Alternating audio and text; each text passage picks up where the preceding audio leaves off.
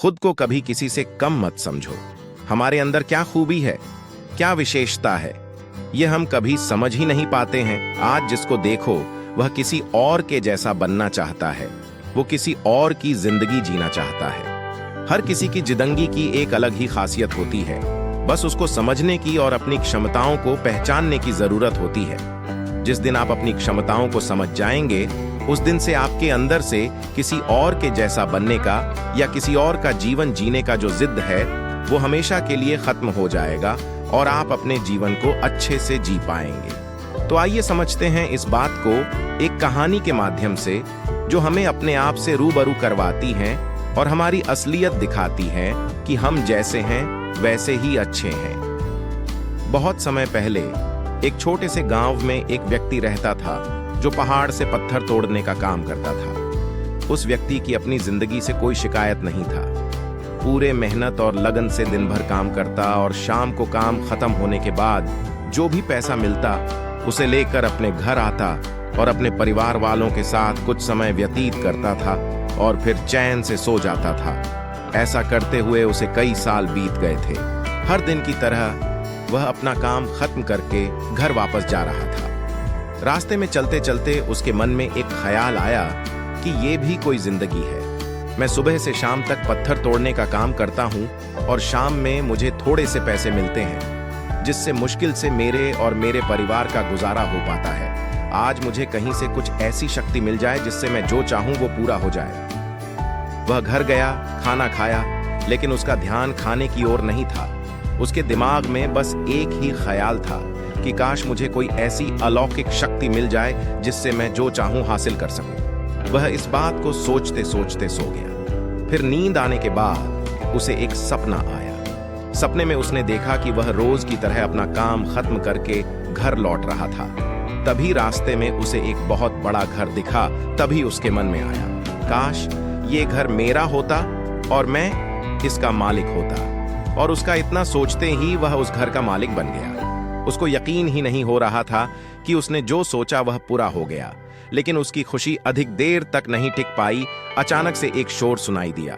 उसने देखा कि उसके घर के बाहर से एक रैली निकल रही है, जिसमें बीचों बीच एक पॉलिटिशियन है। उसे देखकर वहां खड़े लोग उसके नाम के नारे लगा रहे थे और सब उसको देखने के लिए तड़प रहे थे। तब उसको यह एहसास हुआ कि मैं कितना छोटा हूं। मेरा तो कोई अस्तित्व ही नहीं है इस राजनेता के समक्ष।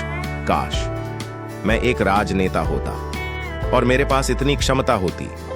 उसके इतना सोचने की देर थी कि वह राजनेता बन गया। उसके खुशी का ठिकाना नहीं रहा, क्योंकि उसके पास हजारों लोगों की भीड़ थी और सब उसको देखने के लिए तरस रहे थे। लेकिन उसकी यह खुशी भी जरा देर भी टिक नहीं पाई, क्योंकि धूप बहुत ही तेज थी और उस राजनेता को इतनी धूप में खड़े रहने की आदत नहीं थी।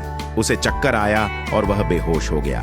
फिर उसे एहसास हुआ कि यह राजनेता सबसे ताकतवर नहीं है, ये जो सूरज है ये सबसे ताकतवर है। उसके मन में आया कि काश मैं सूरज होता, मेरे आगे कोई टिक नहीं पाता। उसको इतना सोचने की देर थी और वह सूरज बन गया। वह खुशी से पागल हो गया। पूरी दुनिया को यही रोशन कर रहा था। दुनिया में ऐसा कोई इंसान नहीं था जो उसकी रोशनी को रोक सके। लेकिन उसकी यह खुशी भी टिक नहीं पाई, क्योंकि कुछ ही समय बाद आसमान में काले बादल आए और रोशनी को रोक दिया।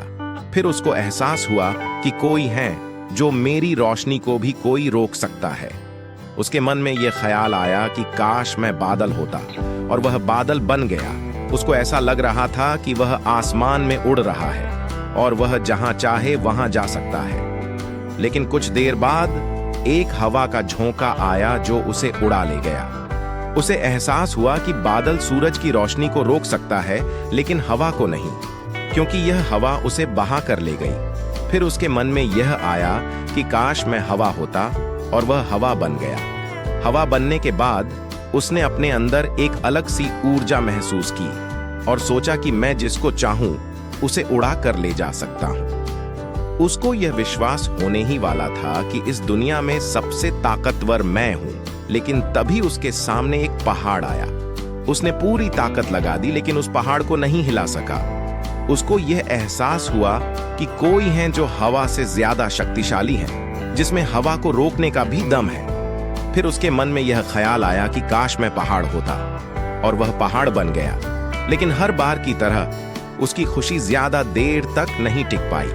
एक जानी पहचानी आवाज उसे सुनाई दी और साथ ही साथ उसको दर्द होने लगा, जैसे कि कोई है जो उसे तोड़ रहा है, मार रहा है। तब वह दर्द से चीखने लगा और उसके मन में आया, खास मैं वो बन जाऊं जो पहाड़ को तोड़ने का दम रखता है। लेकिन इस बार उसकी यह ख्वाहिश पूरी नहीं हुई। वह चीखने लगा, चिल्लाने लगा, अपनी पूरी ताकत लगा दी, लेकिन इस बार वह नहीं बन पाया। उसका दर्द बढ़ता ही चला जा रहा था। उस दर्द के कारण उसकी नींद खुली। उसके सामने एक शीशा था। उस शीशे में खुद को देखा तो समझ आया कि मैं वह क्यों नहीं बन पा रहा था जो बनना चाह रहा था, क्योंकि असलियत में मैं वही हूं।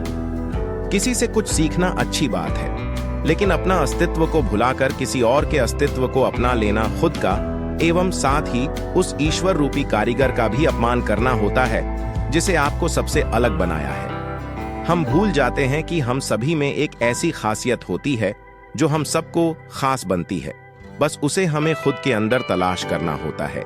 इसलिए आप जैसे भी हैं, आप अच्छे हैं। आपको किसी के भी जैसा बनने की कोई जरूरत नहीं है। आप जैसे भी हैं, सर्वश्रेष्ठ हैं। अगर आपको कुछ बनना है तो अपने आप को पहचाने, अपनी क्षमताओं को पहचाने और अपना श्रेष्ठ संस्करण बने। उम्मीद करते हैं आपको हमारी मोटिवेशनल स्टोरी इन हिंदी, खुद को कभी किसी से कम मत समझो, कहानी पसंद आई होगी।